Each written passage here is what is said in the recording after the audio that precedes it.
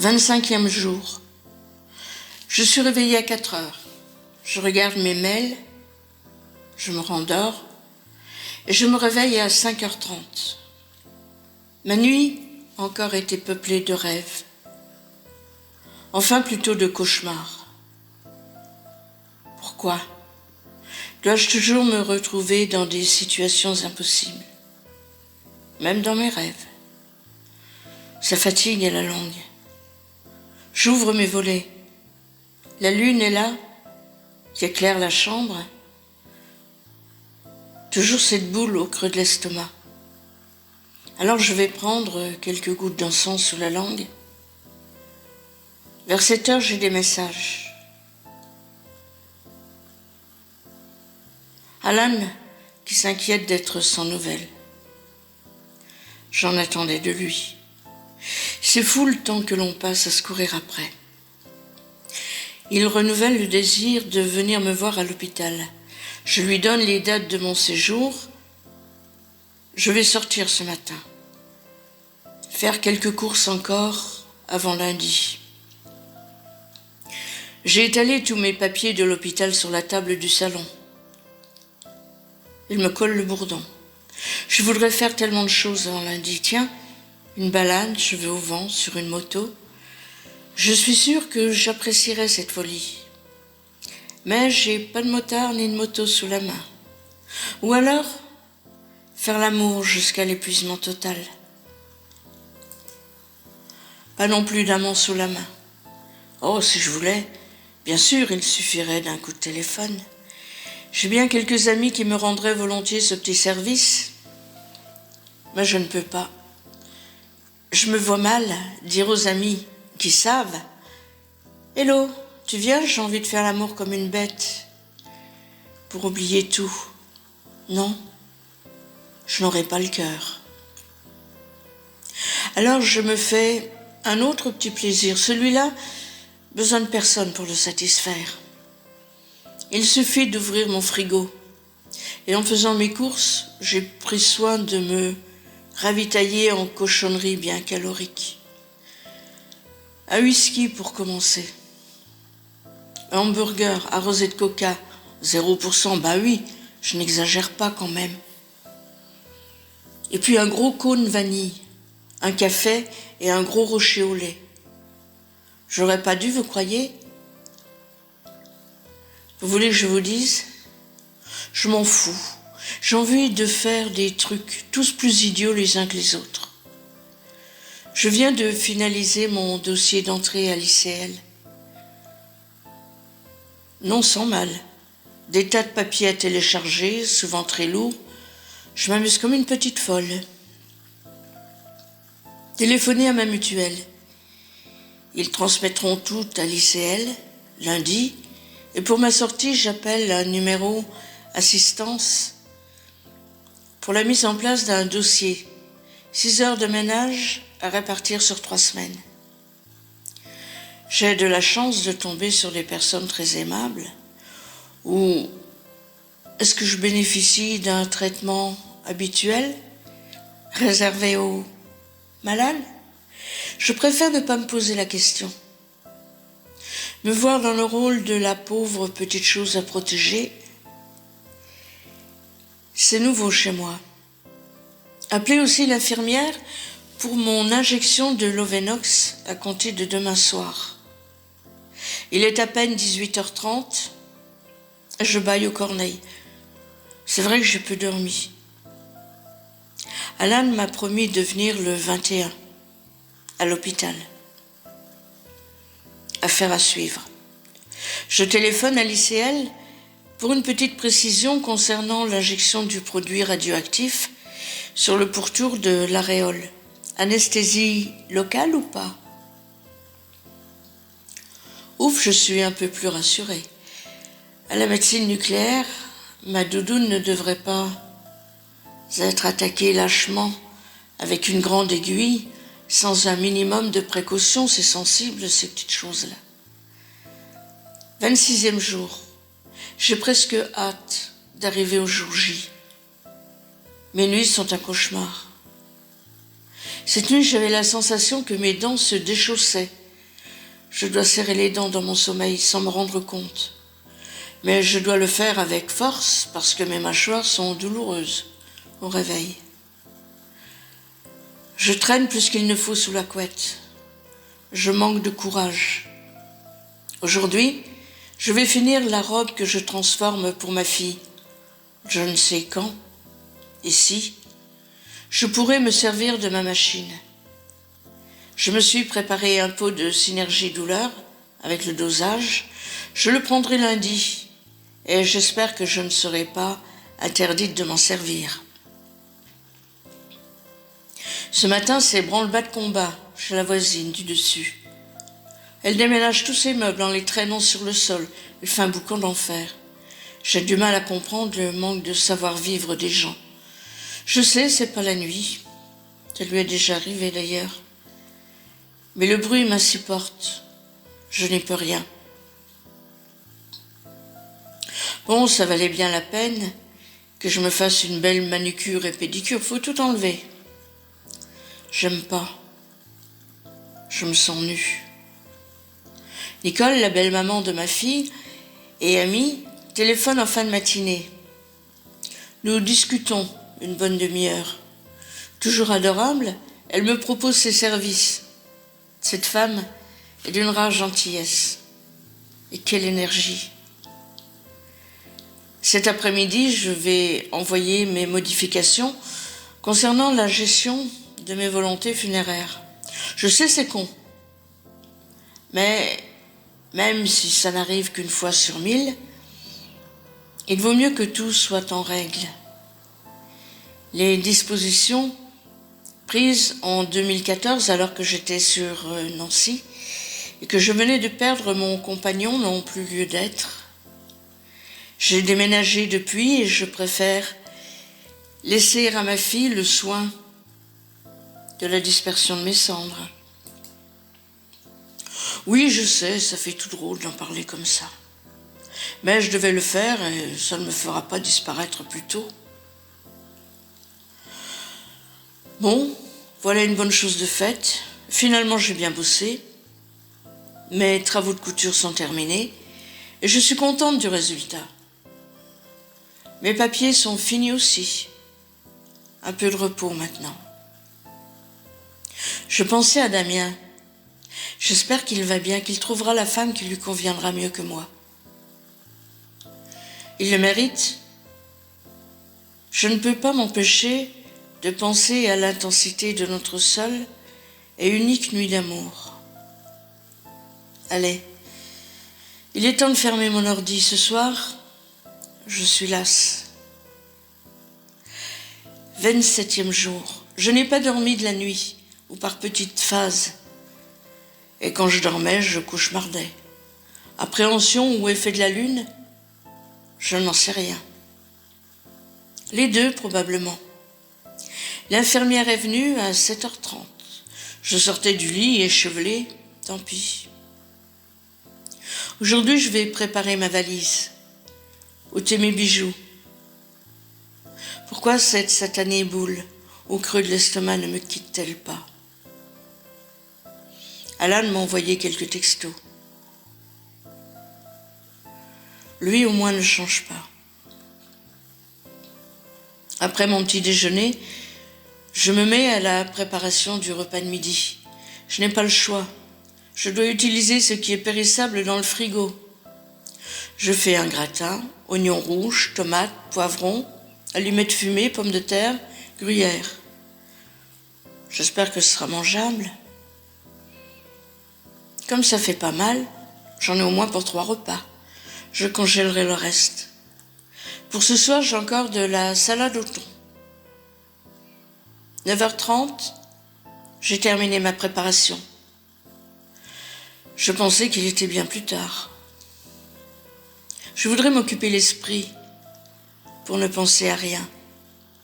Je continue de partager sur mes groupes de poésie ma dernière vidéo. Je ne me suis pas ennuyée de toute l'après-midi. J'ai fait une vidéo pour mes chéris, au cas où. Je suis idiote? Oh oui, sans doute. Mais je préfère prévoir. L'infirmière vient de partir. Elle m'a fait mal en plus. Je vais continuer maintenant sur mon beau cahier pour écrire tout mon ressenti durant mon séjour à l'hosto. Enfin, pas ce soir. Ma fille m'a appelée. Elle voulait savoir comment ça allait. Non, je ne suis pas trop stressée. Ils passent de bonnes vacances. Tant mieux qu'ils en profitent. J'ai regardé hier au soir un documentaire sur le nouvel Eldorado des vacances que représente le Portugal. Un superbe pays. Le verrai-je un jour? Il y a tant de choses que j'aimerais découvrir encore. Allez, je ferme, sinon je vais devenir nostalgique et ce n'est vraiment pas la peine. J'espère pouvoir dormir un peu cette nuit. Jour J, ça y est, il est 12 heures, je suis dans ma chambre, 335, et je viens déjà de subir quelques examens. Bon, j'avais une boule d'angoisse en me réveillant ce matin. Elle s'atténue un peu. Le personnel est très sympathique. J'ai à nouveau eu une mammo avec ce même manipulateur très aimable, très professionnel et délicat, plus que certaines de ses collègues. Bon, cette fois, j'avais le marqueur en plus. Oui, une antenne fichée dans mon sein droit. Comme lors de ma première biopsie, j'étais accrochée à la table d'examen, j'ai prévenu que la dame était douillette. Alors j'ai eu droit à une petite anesthésie locale. Bon, c'est juste désagréable. J'espère qu'il en sera de même cet après-midi, quand je vais être déguisée en schtroumpfette. Une crème anesthésiante a été posée par mon gentil manipulateur. Oui, mais quand on me touche à cet endroit-là, l'animal a tendance à réagir fissa. J'espère que ça n'a pas été trop flagrant. Oups. Énorme rire. Même pas honte. Même pas mortifié. J'espère rire encore cet après-midi quand on m'injectera le produit. Là, c'est moins sûr. C'est pas le tout, mais j'ai faim maintenant. Pour la prise de sang que je viens d'avoir, très pro l'infirmière. Du premier coup, elle a trouvé la veine. C'est pas toujours le cas. Dire que j'avais pris le temps de me faire une belle coiffure. Ce soir, passage à la bétaïne. Ça infecte ce truc. Même les cheveux. Oui, même les cheveux. Heureusement que j'ai pris une perruque. La tête que je me trimballerai toute la semaine, sinon. Surtout si j'ai la visite d'Alan. C'est comme ça, je déteste être mal coiffée, malade ou pas. J'ai eu plein de messages ce matin, ça fait chaud au cœur. Envoyez la photo de ma chambre d'hôtel à ma fille. Il est super ce stylo, à encre s'il vous plaît. Je ne m'en étais pas rendu compte en l'achetant. J'ai l'impression que j'écris mieux. Déjà que j'écris comme un cochon. Alors avec un stylo bille, c'est la cata. Je n'arrive même pas à me relire. Ah, ce matin, la pesée. Oh, 2 kilos de plus que la maison. De deux choses l'une. Ou ma balance est trop sympa avec moi, ou alors je me suis un peu trop lâchée sur les cochonneries. Oh, vous croyez? 12h25. J'ai la dalle, moi. Je pourrais certes vivre sur mes réserves, mais bon. Ah, ça arrive enfin. Là, je ne vais pas mourir de faim. Céleri, tomates, poisson, haricots plats, fromage, pain et compote meringuée. Trop copieux pour moi. Pas de la grande cuisine. Mais ça va.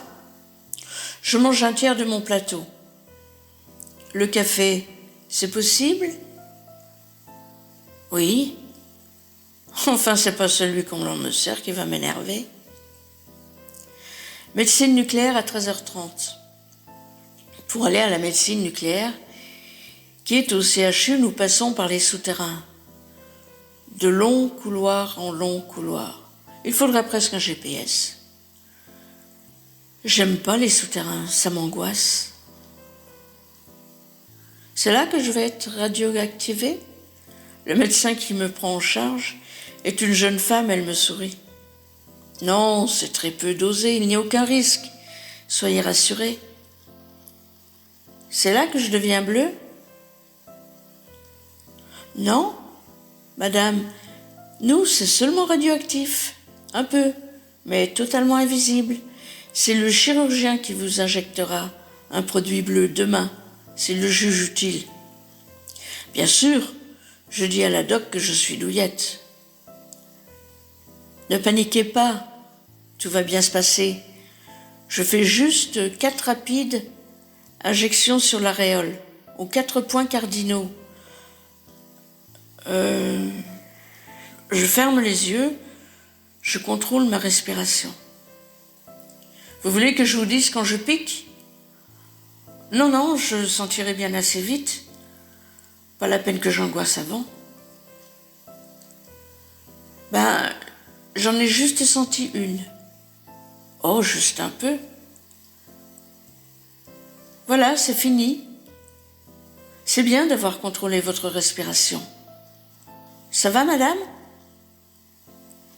Ah, elle est efficace, la crème anesthésiante.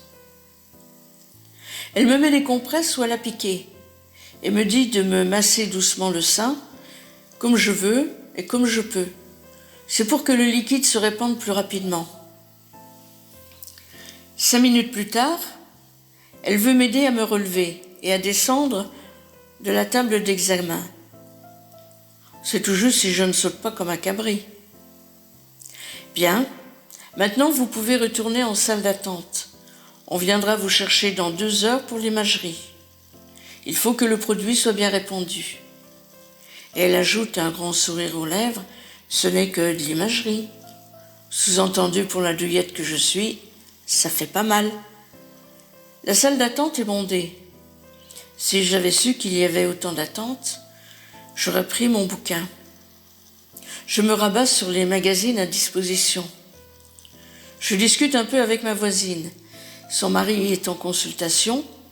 Elle en a un peu marre. Ils sont là depuis 10 heures du matin. À la télé, sur la 2, affaire conclue, tant qu'à faire, comme je suis juste en face de la télé, je délaisse mon magazine et je regarde l'émission. Ça fait passer le temps. Le temps passe lentement. Certains VSL viennent rechercher leurs clients qui sont souvent encore en consultation, comme le mari de ma voisine. Enfin, on m'appelle. J'ôte juste mon soutien-gorge. Je peux remettre mon haut. Sur la table d'examen, je regarde l'énorme machine qui me fait face. Elle m'apparaît menaçante. L'opératrice m'explique. Je dois rester immobile, le bras droit derrière la tête. La table glisse sous l'engin. Elle procède à la photo. Pour la deuxième, ne craignez rien, le plateau va se rapprocher de vous, mais ne vous touchera pas. Ça fait une drôle d'impression, je suis claustro. Fermez les yeux si c'est angoissant. En fait, oui, je ferme les yeux. Il faut que j'arrête de me faire mon cinéma. Non, je ne vais pas me faire aplatir le portrait par cet engin. Comme une chatte, je regarde entre mes cils. Le tout est de rester immobile. Allez, une autre photo. Non, 2, sur le côté. La première, légèrement, et on me coince un coussin pour que je m'y appuie. L'autre, Je suis tournée complètement, toujours le bras derrière la tête. Mon épaule commence à être douloureuse. Fini, on redescend de la table. L'opératrice me renvoie en salle d'attente. Elle va montrer les clichés au médecin, mais elle viendra peut-être me chercher à nouveau si d'autres clichés sont nécessaires. Toujours autant de monde en salle d'attente. Je reprends un siège. J'essaye de deviner de quoi souffrent les patients. Pour certains, c'est facile. Jambes immobilisées, fauteuil roulant. Pour les autres, c'est pas évident. Tous ne portent pas le masque de la maladie sur le visage. Certains, malheureusement, si. Chacun prend son mal en patience. On m'appelle à nouveau. Cliché. Pas de la même façon. Cette fois, c'est la machine qui va tourner autour de moi. Un tour complet. Tu parles d'un tour de manège. Bien que la table ne bouge pas et que ce soit à très petite vitesse, j'ai l'impression que c'est moi qui tourne. C'est long, un tour complet. Une quinzaine de minutes où je reste immobile, contrôlant ma respiration, les deux bras le long de la tête. Le plus désagréable, c'est lorsque l'engin revient au-dessus de moi, avec ses plaques à 1 centimètre du visage. Ça me donne le vertige. Je suis contente quand la machine s'arrête et que la table d'examen recule. Encore 5 petites minutes, madame. Cette fois, je vais vous faire un scanner. La table avance dans un gros tuyau. Impression que ça ne passera pas. Ben si, c'est prévu pour. C'est pas des engins pour moi, ça. Quels instruments barbares. Ça y est, c'est fini. Retour en salle d'attente. Elle est presque vide maintenant. Le médecin viendra vous voir. En fait, il reste 5 personnes, toutes de l'ICL, et opérées demain. 4 seins et un utérus. Nous bavardons et comparons nos impressions. Finalement, ça fait du bien de discuter comme ça. On oublie notre stress. Quand nous avons les résultats, 2 brancardiers viennent nous rechercher. Nous plaisantons dans les longs couloirs. Nous faisons même des gamineries et des grimaces aux caméras, enfin surtout moi. Demain, j'en ferai peut-être d'autres des grimaces. Retour dans la chambre. Il est 19h et j'ai les crocs. Le repas arrive. Potage de légumes, cassolette de poisson avec pommes vapeur, flan à la pistache et café. Là encore, la moitié du plateau repart. J'ai pas un appétit d'ogre, moi. J'ai rechargé mon portable. Toujours des messages. Sympa. Zut, j'ai loupé un appel de Daniel. Et 2 appels de Tunisie. Ah bon?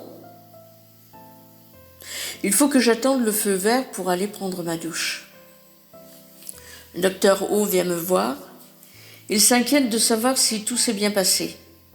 Oui, tout est OK.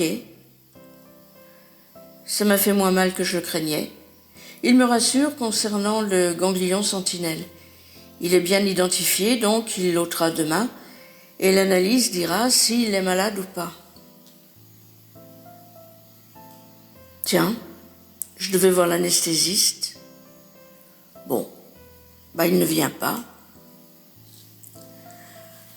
Allez, ce soir, je fais fort. Pas envie de me casser la tête. Alors, je regarde L'amour est dans le pré. Oh, le soleil couchant. Enfin, pas tout à fait. Me fait de l'œil. Je prends une photo. C'est fou comme parfois on s'attache à remarquer des petits riens ou des choses que l'on ne voit même plus dans la vie courante. Je vais peut-être arrêter de noircir des pages aujourd'hui. Vous vous rendez compte ? 5 pages en même pas une journée d'hospitalisation. Ce matin, quand la doc a fait les marqueurs, elle m'a dessiné une belle étoile sur ma doudoune droite. Je lui ai demandé si c'était le dessin de ma future cicatrice. Elle m'a répondu sur un sourire. Non, non, c'est juste pour faire un repérage au chirurgien. Bon, j'espère qu'il ne va pas suivre le dessin pour me découper vu la taille. Sinon, je n'aurai plus qu'à me faire un joli tatouage.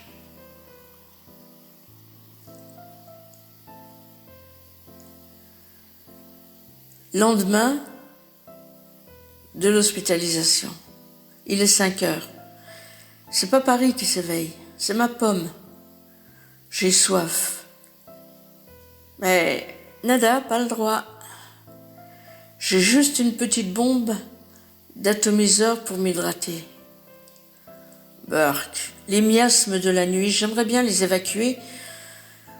Mais bon, je reste sage. Je m'hydrate juste le visage, mais j'ai l'impression que ma langue colle au palais. Ma mâchoire me fait mal. Probablement encore du bruxisme cette nuit. Je n'ose toucher mon sein droit. Il me fait mal, pauvre doudoune. Encore des messages. Même Alan m'en a envoyé un vers minuit. Nous avons aussi bavardé avec ma fille, elle m'a envoyé des photos. Les paysages sont superbes, mais ils ont froid. Moi, j'ai chaud, mais j'ai fermé la fenêtre. Ben oui, j'aime pas les petites bébêtes. Et des fois qu'elles viennent embêter la grosse qui est dans son lit. Ça va être long jusqu'à midi. Enfin, normalement 11 heures. Ils doivent descendre l'animal au bloc pour lui endormir l'épaule. J'espère pouvoir me rendormir un peu. Et j'espère aussi que je n'aurai pas trop les crocs. Bien que je ne sois pas une grosse mangeuse, quand j'ai les crocs, ben j'ai les crocs. Ben oui, mon petit corps, réglé comme du papier à musique, comme les bébés, il a ses heures et il réclame. Je n'ose pas trop bouger. Ah la vache, c'est douillet. Douillet se pique dans ma doudoune. Pour le moment et pour mes autres douleurs, ça va, c'est gérable. J'espère que je pourrai tenir jusqu'à midi.